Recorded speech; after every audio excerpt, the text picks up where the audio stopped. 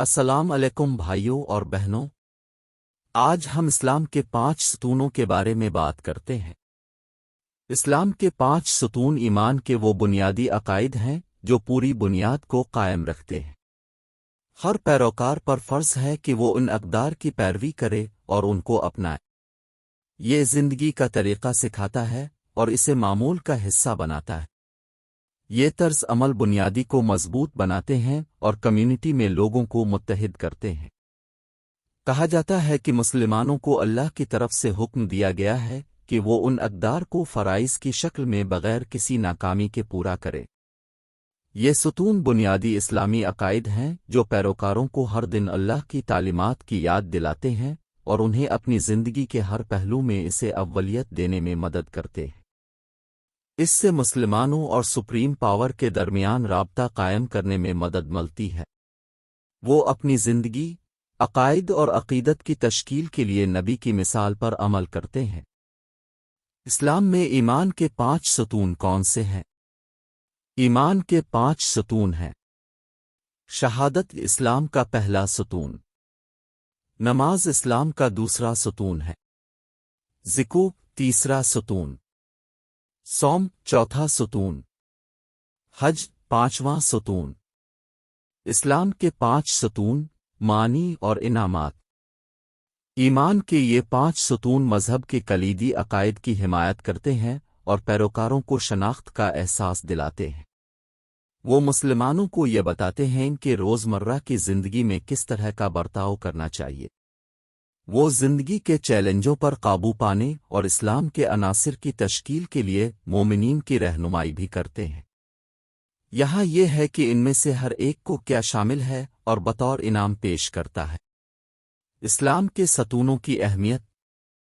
اسلام کے 5 ستون مسلمانوں کے لیے اہم ہیں کیونکہ وہ اسلام کے پیروکاروں کے لیے زندگی کا طریقہ متعین کرتے ہیں۔ اسلام کے عقائد برادری کے درمیان بھائی چارے اور احساس وابستگی کو فروغ دیتے ہیں۔ وہ اللہ تعالیٰ اور اس کے دکھائے ہوئے راستے پر ایمان اور یقین کو مضبوط کرنے میں مدد کرتے ہیں۔ آئیے اسلام کے ان 5 اصولوں پر تفصیل سے گفتگو کرتے ہیں۔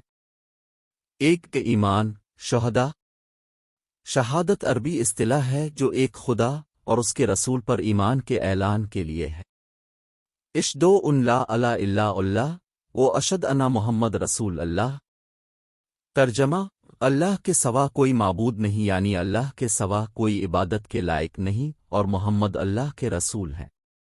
یہ اسلام میں سب سے مقدس بیان ہے اور اس کے مفہوم کو پوری سمجھ بوجھ کے ساتھ پڑھنا چاہیے۔ شہادت کیوں ضروری ہے؟ ایک اللہ پر یقین اسلامی عقیدہ کا مرکزی اصول ہے جس کے گرد باقی سب گھومتے ہیں۔ مسلمانوں کو روزانہ 5 نمازوں میں سے ہر ایک کے دوران شہادے کی تلاوت کے ساتھ ساتھ مسلمان کی زندگی کے بہت سے اہم لمحات میں اس بنیادی عقیدے کی مسلسل یاد دہانی کرائی جاتی ہے۔ شہادت کا دوسرا حصہ مسلمانوں سے تقاضا کرتا ہے کہ وہ حضرت محمد صلی اللہ علیہ وسلم کو اللہ کے رسول ہونے پر اعتقاد کو تسلیم کریں اور اس کی گواہی دیں۔ یہ مسلمانوں کے لیے نبی محمد صلی اللہ علیہ وسلم کی اہمیت کی یاد دہانی کے طور پر کام کرتا ہے، بلکہ اللہ کے ساتھ کسی کو شریک نہ کرنے کی یاد دہانی کے طور پر بھی کام کرتا ہے، کیونکہ وہ صرف ایک رسول ہے اور اللہ صرف ایک ہی خدا رہتا ہے۔ شہداء کے بارے میں حقائق۔ شہادت اسلام کے 5 ستونوں میں سے ایک ہے۔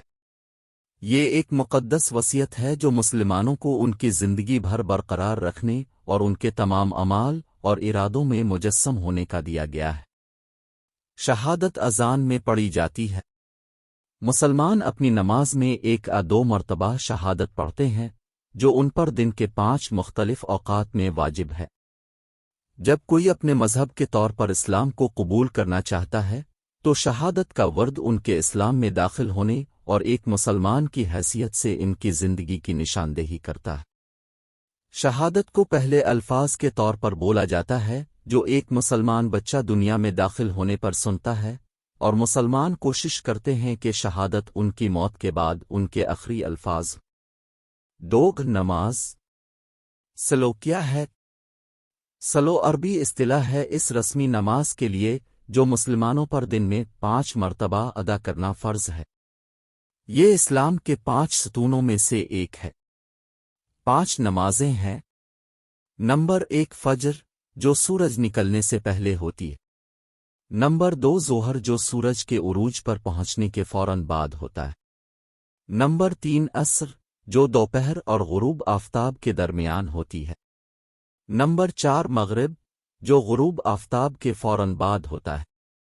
نمبر 5 عشاء، جو رات کے وقت ہوتی ہے۔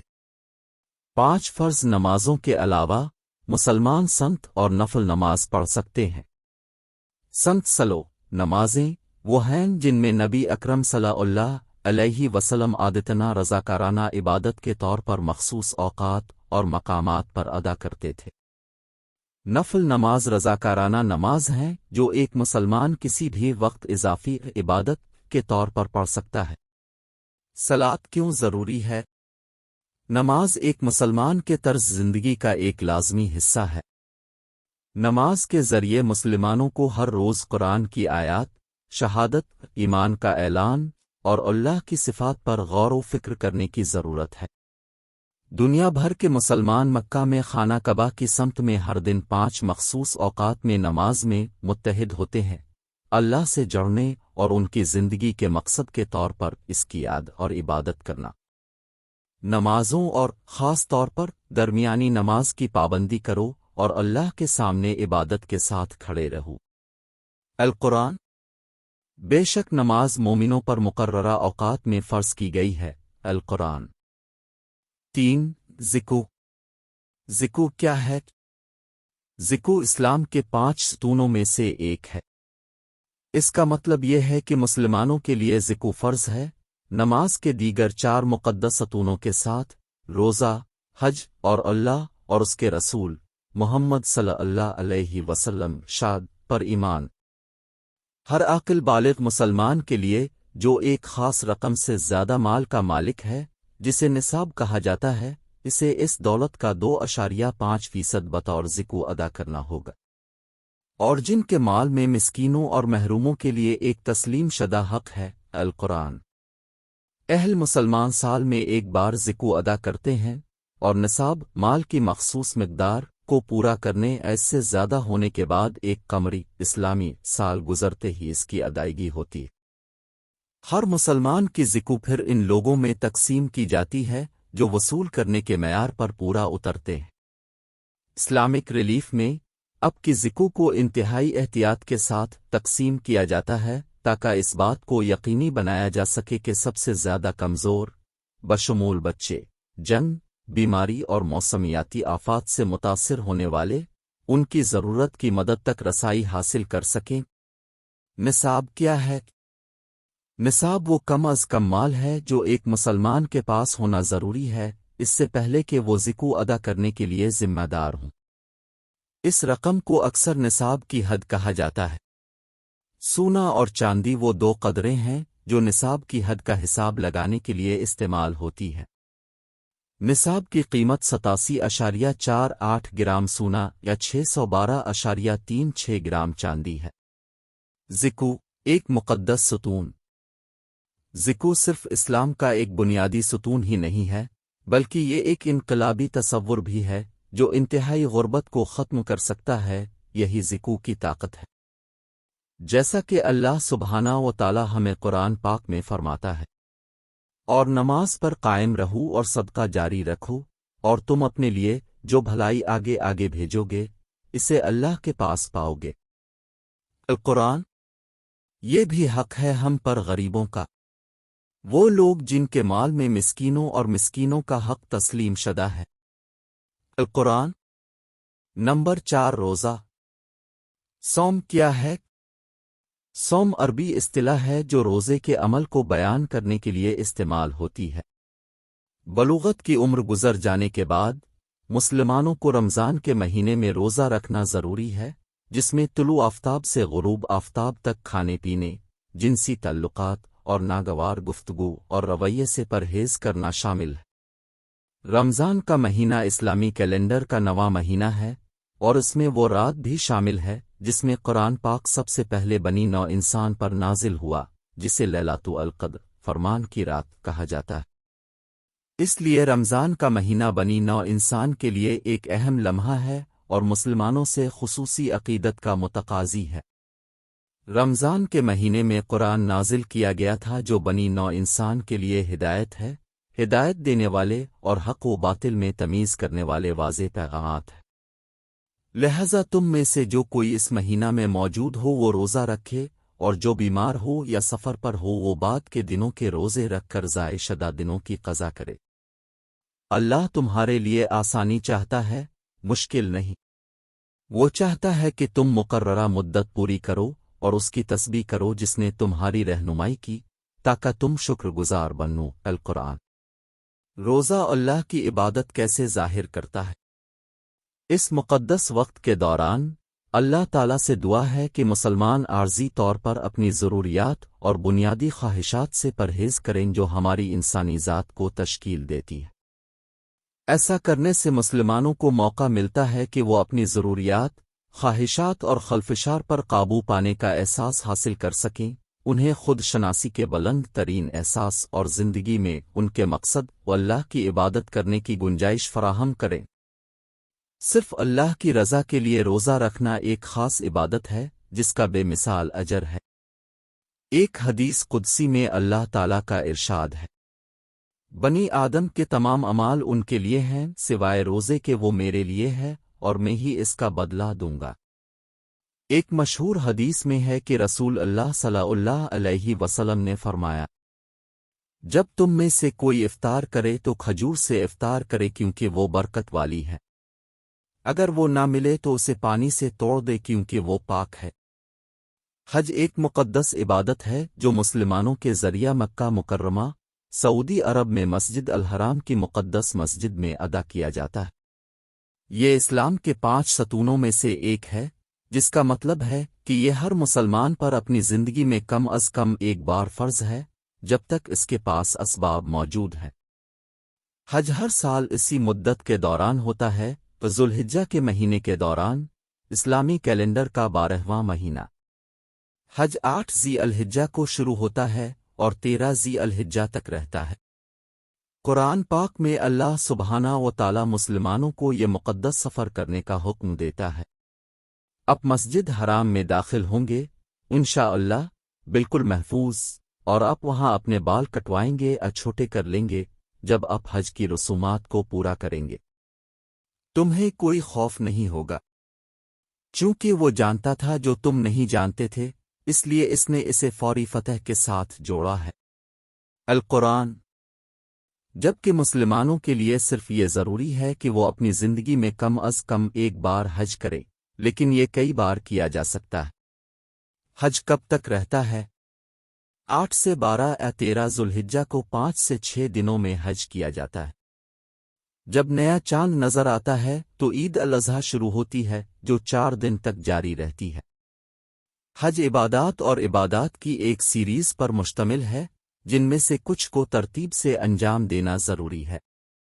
یہ جسمانی طور پر مطالبہ کر سکتا ہے کیونکہ حاجیوں کو جگہوں کے درمیان سفر کرنے کی ضرورت ہوتی ہے اور اوسطاً 5 کم 15 کم فی دن چل سکتے ہیں۔ حج کرنا صبر اور مزاج کا امتحان ہے، یہ ایک روحانی، جذباتی اور جسمانی چیلنج ہے، اس کے لیے کچھ تیاری کرنی پڑ سکتی ہے اور بہت سے لوگوں کے لیے یہ زندگی میں ایک بار ہوتا ہے۔ تاہم یہ مسلمانوں کو اپنے روحانی نفس کو تازہ کرنے، ان کے گناہوں سے پاک کرنے اور اللہ سبحانہ و تعالیٰ کے قریب ہونے کا موقع فراہم کرتا ہے۔ حج سے کون خارج ہے؟ ہر مسلمان پر زندگی میں کم از کم ایک بار حج کرنا فرض ہے۔ تاہم حج کا مقصد مسلمانوں پر بوجھ نہیں ہے اور مسلمانوں کو صرف اس وقت تک حج کرنا ہے جب تک کہ یہ ان کی استطاعت کے مطابق ہو۔ جو لوگ حج سے مستثن ہیں وہ درج ذیل ہے۔ سب سے پہلے صرف مسلمان بالغوں، خواہ وہ مرد ہو یا عورت، حج کرنا واجب ہے۔ اس کا مطلب یہ ہے کہ اگرچہ بچے حج پر جا سکتے ہیں لیکن ان سے یہ ضروری نہیں ہے۔ دوسرے یہ کہ انتہائی کمزور، بیمار، بوڑھے یا جسمانی طور پر معذور مسلمان حج کرنے سے مستثن ہے۔ سوم، مسلمان کا مالی طور پر حج کرنے کا اہل ہونا ضروری ہے۔ تاہم اگر کوئی مقروض ہو تو وہ پھر بھی حج کر سکتا ہے جب تک قرض دہندہ اس کی اجازت دیتا ہے۔ مقروض کے پاس قرض کی ادائیگی کا وقت ہے۔ حج ان کی قرض ادا کرنے کی صلاحیت کو متاثر نہیں کرتا۔ حج کی مختصر تاریخ 628 عیسوی میں پیغمبر محمد صلی اللہ علیہ وآلہ وسلم سے اور مسلمانوں نے پہلا اسلامی حج شروع کیا۔ حضرت ابراہیم علیہ السلام کی طرف سے شروع کی گئی روایات کو دوبارہ قائم کرتے ہوئے، جنہوں نے پہلے 1000 سال قبل حج کی روایت شروع کی تھی۔ حج کی کہانی ابراہیم علیہ السلام کے قصے سے شروع ہوتی ہے اور اللہ سبحانہ و تعالیٰ کے حکم سے مکہ کے بنجر ریگستان کا سفر کرتے ہوئے اپنی بیوی حجر اور شیر خر بیٹے اسماعیل علیہ السلام کو چھوڑ دیتے ہیں۔ انہوں نے اللہ تعالیٰ کے حکم پر عمل کیا۔ حجر اور اسماعیل کے پاس وسائل کی کمی تھی اور پانی تلاش کرنے کی بے چین کوشش میں حجر نے صفا اور مروہ کی 2 ہمسایہ پہاڑیوں کے درمیان کسی ایسے شخص کی تلاش میں دوڑ لگا دی جو پانی کے قریب ہو یا مدد کر سکے۔ اس نے ایسا 7 بار کیا، صرف روتے ہوئے اسماعیل کے پاس خالی ہاتھ لوٹنے کے لیے۔ شیر خر بچے کے رونے پر اسماعیل علیہ السلام نے اپنی ٹانگ زمین پر ماری اور اللہ تعالیٰ کے حکم سے پانی کی ایک نہر پھوٹ پڑی۔ پانی کی اس ندی نے ان کی پیاس کو دور کیا اور ایک ایسا وسیلہ بن گیا جس سے وہ سفر کرنے والے تاجروں کے ساتھ ہر قسم کے سامان کی تجارت کرتے تھے۔ پانی کا یہ دھارا آج زمزم کے کنویں کے نام سے جانا جاتا ہے۔ ابراہیم ع کو برسوں بعد اپنے خاندان کے پاس واپس آنے کا حکم دیا گیا تھا، صرف اس لیے کہ وہ اپنے خاندان کے زندہ اور واقعی پھلتے پھولتے معجزے کو تلاش کریں۔ وہ پچ جو حجر اور اسماعیل علیہ السلام سے شروع ہوئی تھی، اب ایک ترقی پذیر بستی میں تبدیل ہو رہی تھی جو مکہ کے نام سے مشہور ہوگی۔ اس کے بعد ابراہیم علیہ السلام کو اللہ کی طرف سے ہدایت کی گئی کہ وہ جگہ کو ایک پتھر کے ڈھانچے سے نشان زد کریں جسے کعبہ کہا جاتا ہے۔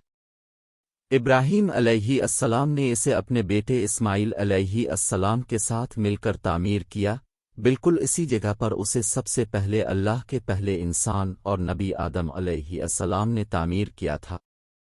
ایک خدا کے پرستاروں کے جمع ہونے کے لیے جگہ بنائی گئی تھی، اور کعبہ کے نام سے جانا جاتا پتھر کا ڈھانچہ صرف اس جگہ کی نشاندہی کرتا ہے جہاں مسلمان متحد ہوتے ہیں۔ یہ ایسی چیز نہیں ہے جس کی پوجا کی جائے، جیسا کہ اسلام میں بت پرستی کی ممانعت ہے۔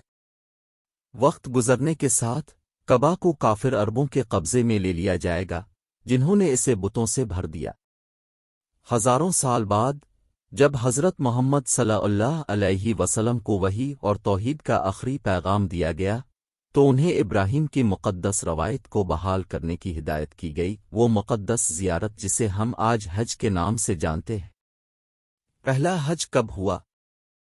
جیسا کہ آج ہم جانتے ہیں کہ حج سب سے پہلے 628 عیسوی میں نبی اکرم صلی اللہ علیہ وسلم اور مسلمانوں نے کیا تھا۔ اب صلی اللہ علیہ وآلہ وسلم کو حضرت ابراہیم علیہ السلام کی طرف سے شروع کی گئی روایات کو دوبارہ قائم کرنے کی ہدایت کی گئی تھی، جیسا کہ اللہ سبحانہ و تعالیٰ نے 1000 سال پہلے کی ہدایت کی تھی۔ اللہ ہم سب کو اسلام کے 5 ارکان کو مکمل کرنے اور ان پر عمل کرنے کی توفیق عطا فرمائے، آمین۔